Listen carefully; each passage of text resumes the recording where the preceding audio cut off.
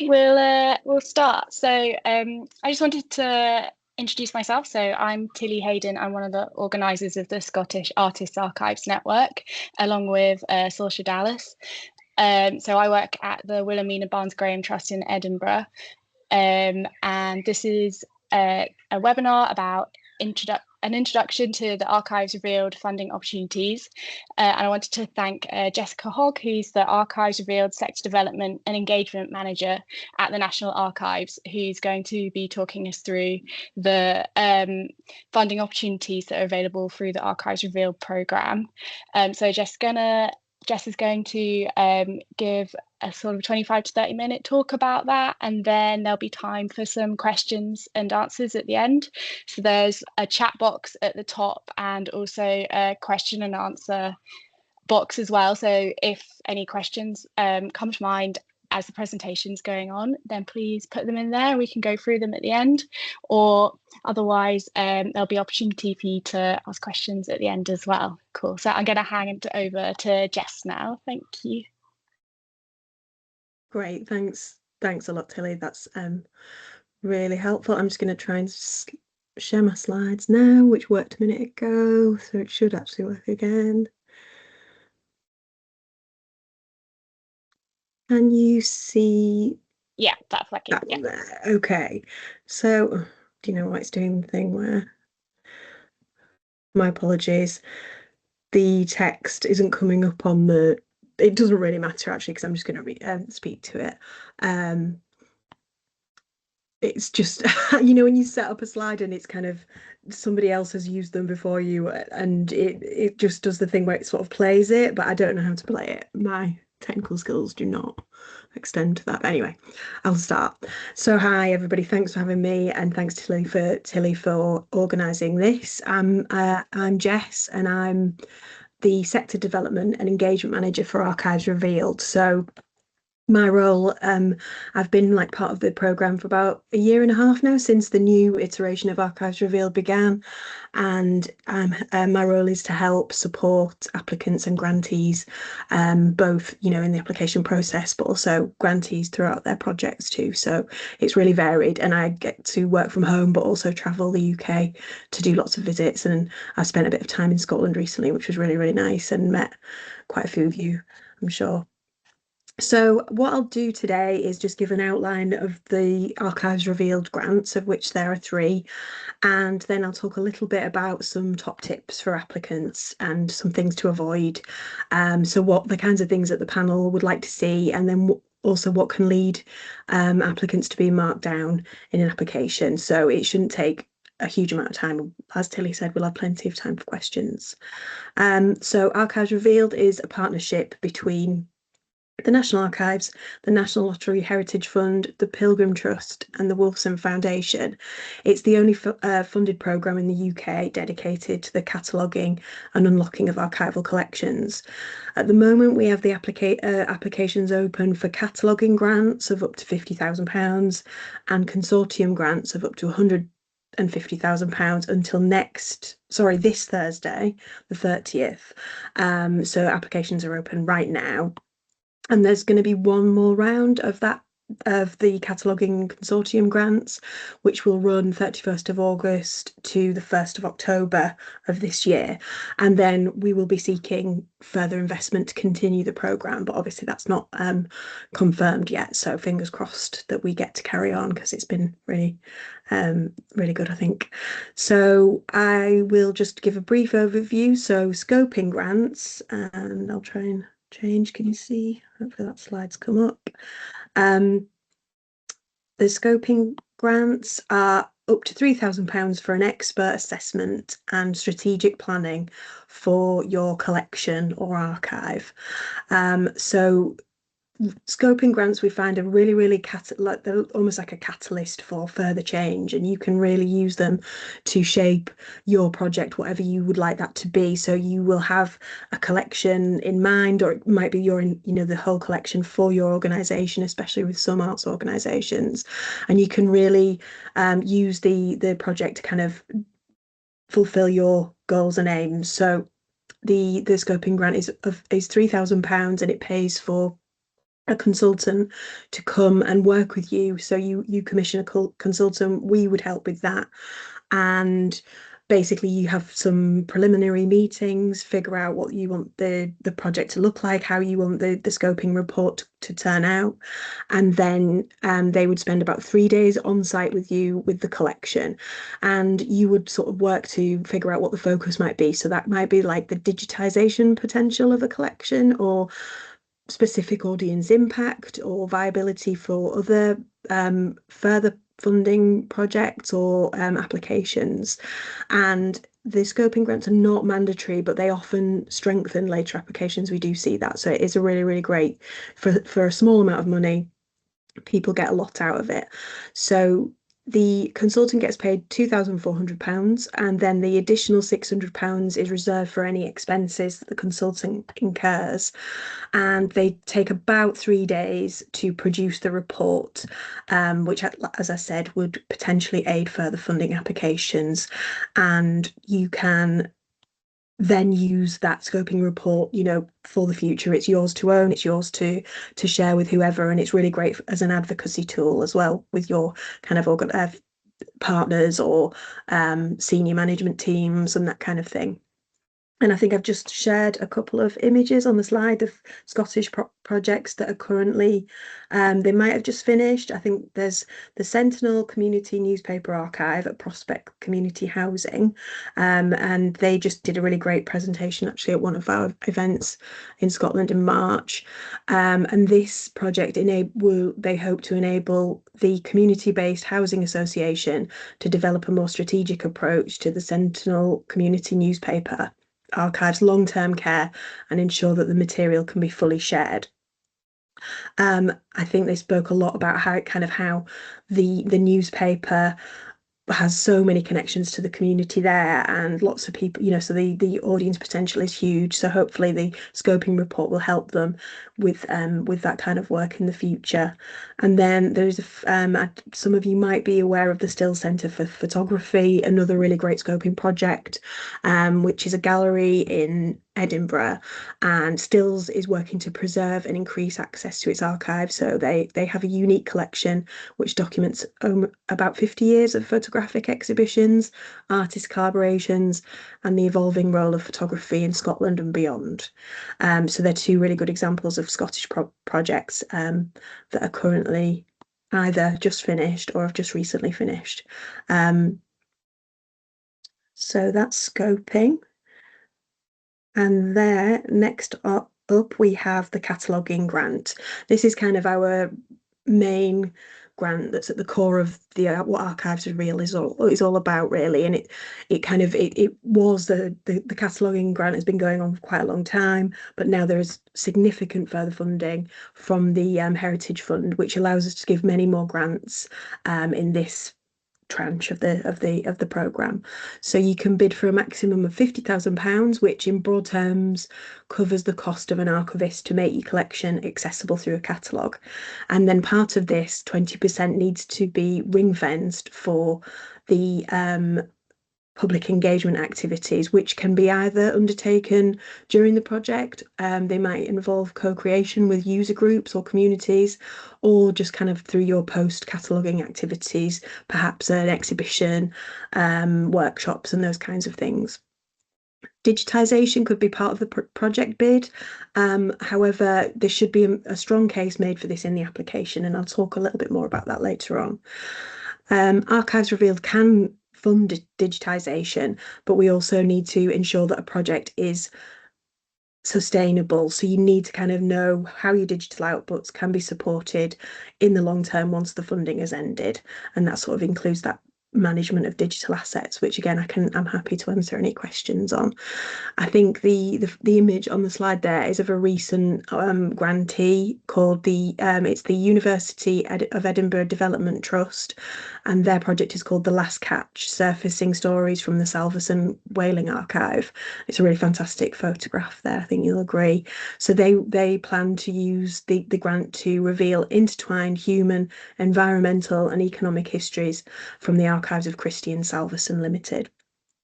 It's a really, really fascinating collection, and I'm looking forward to kind of working with them further on probably some case studies and getting the word out there about how they're going to open up the grant and increase their audience base too. And gone back. Now, the consortium grants are much more complex. They're a much bigger grant, and they are to try and ensure that archives and other organisations can work together. So it can be a minimum of 2 organisations, but no upper limit of the number of organisations working together. Projects might be thematically or geographically linked. They might bring together organisations that are interested in developing archival practice for the sector, or they might be making use of technology and new ways of working. So we understand that the archive sector is really diverse, and consortiums' needs and ambitions will differ. So proposals that identify a need and kind of propose a solution that will enable access to significant archive collections is the basis for this grant. But we have recently, because of there's been a bit of a lack of uptake for, we think, various reasons. So we've broadened the criteria and the guidance for the consortium grants to try and welcome a wider range of applicants while keeping all the previous, so that anybody who's previously applied, those applications would be still eligible, but it's just to kind of try and open them up to a wider range of applicants and ideas, making them more about access in general, not just cataloguing. So that's that one there. I think I can point you in the direction of the guidance, but we do strongly encourage all applicants to this grant to get in touch and have a conversation. I mean, that goes for any of these grants that I'm talking about, but especially the consortia grants, because they are quite complex. I've shared an image relating to the most recent one that we've awarded, and this is the Vindelander Trust, who are planning to lead a partnership with Durham Uni and North East Museums, and they will catalogue 5 archives relating to Hadrian's Wall. So they focus on archaeologists, sites and artefacts, and they also hope to engage with communities through some initiatives such as an artist residency, online exhibitions and conferences. And I'm very happy to share links to their project if anybody's interested too. Next slide. Works. So before you apply, I think I've just put some kind of really practical tips about what you need to do, make sure you're eligible, where the guidance is on the website. I really apologise, the website isn't currently being developed and improved, and we realize that sometimes our guidance is kind of like a very, very long page that you need to scroll forever. It can feel a little bit difficult to find everything, but the links are there. So that just tells you who can apply and what the expectations are. So the main one being that you're for cataloguing and consortium grants, you need to work with a qualified archivist, and you need to make sure that your collection is accessible for at least 10 years following the completion of the project. So they're just there for you to refer to. I'll talk a little bit about some top tips. So in terms of making the most of the programme, we would say that, obviously there's a lot of work that goes involved into an application, but success rates are now much higher thanks to increased funding, and we are able to offer much more applicant support for people, and that includes both in preparation of your application, so we can chat through any questions that you might have. We can give you technical advice just on the sort of basics of how you apply, but also if you are unsuccessful, we can have quite detailed feedback conversations afterwards following, and we can talk through kind of like the panel feedback and how to improve your application and maybe where it positioned scores wise, so you know whether to invest that time and effort again if you'd like to reapply. One of the areas that we find, sorry, I'm just checking, I've got too many things open. My apologies. This one.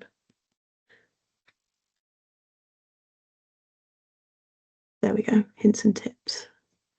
So one of the areas that we do find can present some challenges or be a complex area is the significance statement. And there's no real single right way to demonstrate the significance of your collection.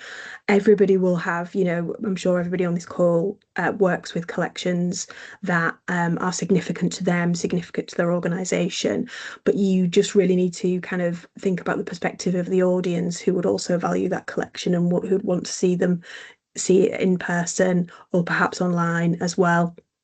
So we do have 6 prompts on the website, which, although all of them might not be completely relevant to your collection specifically, we do find that if you use the 6 prompts and work towards, against each of these, that you can score higher in the application process. And these are historical provenance, or links to notable figures, rarity or uniqueness within the wider archival landscape, condition or completeness of the material, historical, cultural or scientific relevance, emotional or sensory impact on audiences, and potential to support organisational resilience or profile raising. So, again, it's quite a complicated and can take a little bit of time to get your head around that statement, but you can use that statement for both the scoping and then just kind of tweak it a little bit for the cataloguing grant. So once you've kind of got your head around how to do that for your collection, for your application, I think you can use that information for several funding for several funders just by changing it slightly. And I would say that in terms of it's the weighting of the questions towards significance, so you score quite highly on that section, so it's definitely worth having a look at and paying close attention to. The next big one for us is demonstrating need, and we do find that kind of explaining clearly why the project is needed and why it's needed now is also an area that can be challenging for some organisations and some applicants. And it's, I think that's really where, if you could get a critical friend or somebody who's outside of the project team, or if you're just a lone archivist, if it's just somebody, even a friend or somebody in your family who might just look at it from an outside perspective, to kind of make sure that that message is getting across. The urgency, it could be because of threats to the collection, organisational risk, or in fact sort of long-term skills and staffing gaps, which we see a lot of in the sector. The next is the impact section. We define impact as what will change as a result of the project. So for your collections, for your users, for your organisation or the wider sector, and how you will, you need to emphasise here how you'll open or increase access to the archive, and that both relates to kind of your existing audiences, if you have them yet, or new ones, and how you will identify them and who, why you think that they would be interested in what you have to offer. Strong cataloguing applications do often use methodology in this section, so you might want to get in touch with a local archive if you're not an archivist yourself, to ask for their help. They might be able to talk about the methodology that they use to prioritise, or you might want to get into contact with the National Records of Scotland, who have been briefed on the Archives Reveal project, and they're able to offer some advice, or you can come to us directly. I would say that kind of as you are writing your applications, assume that the reader doesn't know anything about the archive, doesn't know anything about the collection, so be like really explicit and detailed too. And just show, if you can, show how the project fits into your wider organisational strategy too, if that's something that you can do. And then the feasibility and planning section, which I'm sure lots of arts organisations will be much better or really sort of experienced in doing, and that's kind of in terms of project plans, funding bids, realistic milestones and sort of appropriate timelines, but that's really, really super important for this application too. If you can use something like a Gantt chart or a risk register, particularly for the larger bids, then we would recommend to do that. and ensure that your time allocations really reflect the true volume and the complexity of the material in scope, which is not easy to do, I appreciate. So next one, I think, is the panel feedback.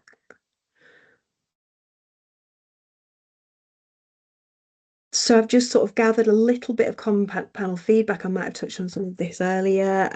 Please collaborate earlier, as I've said, so involve your colleagues and get as many supporting statements as you can get, supporting letters. That might be from project partners, it might be from your sort of organisational bodies, those kinds of things. Sometimes it takes several weeks to get letters from people. They don't have to be hugely complex or detailed, but they just need to show support for the project and awareness of it, that it's happening. We also say that, as well as the letters of support, images of the collection are really, really important. And of course, with some of your collections, these will be amazing, and they really just bring to life your collection for the panel. The panel will get access to all of the supporting evidence, so it is definitely worth putting a few images in there just to help your application stand out. As I've said, you can talk to the National Records of Scotland and the Scottish Council on Archives as well if you would like to, and I can share the email addresses, I think, for both of those at the end there. I'll just check that with Tilly, but I will probably be able to do that.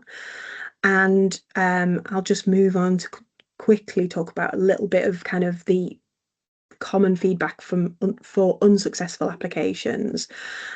So lots of applications can be strengthened with like a deeper contextualization of significance. So, when I was talking about the prompts that we use, sometimes I think you can be talking about the significance of your collection, but if you can compare and contrast it to another organisation's that might be similar, could be different, but it's just about that contextualisation, and it really then helps to strengthen that statement for you. And the panel have commented as such in quite a few instances that we've sort of seen recently. Often the public engagement section can focus too narrowly on existing audiences. So you can strengthen your case by identifying those new audiences and explaining the potential impact on them. Please do consider co-creation opportunities with the communities that are represented in the collection. You might find that if you haven't decided to do that or factored that in, that could be a feedback note in there from the panel. And often I think it's really important to think about whether a steering group might help with that project design and delivery, and trying and sort of making those kinds of judgments on who should be involved, who can you have volunteers helping with some of the cataloguing under the supervision of an archivist and that kind of thing, to get those extra voices in there that are really linked to the collections. If you can provide real clarity on the public access. So there's certain areas in terms of, if you can, we understand that organisations are really, really varied, really diverse, and it might be that you can only provide, say, appointment only access to the collection. That's absolutely fine. Just make sure that it's in that application really, really clearly, that you can provide, X amount of time between what days, that kind of thing. I think it's just about not leaving a question in the panel's mind about public access there. Also, if you can kind of explain what the long-term sustainability and the digital preservation requirements or outputs and those kind of things might be. You don't have to be an expert. You don't have to necessarily talk about it in great detail, but just make sure that the panel are aware that you know what some of those requirements might be. You understand about the basics of digital preservation and what's required of the project. And then finally with that one, it's the demographic data. So we often get applications that don't use demographic data very much, or they might not be able to gather it very easily. And that's, completely understandable. But even estimates or comparisons to similar collections would help strengthen your case, or just, the number of email inquiries you might have had, or phone calls, that kind of thing. And I think that's it. Yep, so I'll pop up the slide with all of the helpful kind of links and resources on there. I'm happy to share slides and notes if that would be helpful and take any questions. Sorry if that was a bit fast. Great. Thank you so much. Thank you so much to everybody who's joined. Just before we go, I just wanted to share that our next event will happen on the 9th of June at 1 p.m. and that's going to be about the Katie Dove archive and the subtle body, and that's going to be with Emma Dove. So please join us for that if you can. Thank you so much, Jess, for being so generous with your time and for being so informative as well. If anybody has any further questions, please do just get in touch with either of us. Yeah, as I said, I'll send out all of the resources that Jess mentioned and included. I really, really appreciate you taking the time, and it was very, very helpful. Thank you. I'm sure it's going to be very, very useful for everybody. Thanks, everybody. Bye. Take care. Bye. Bye.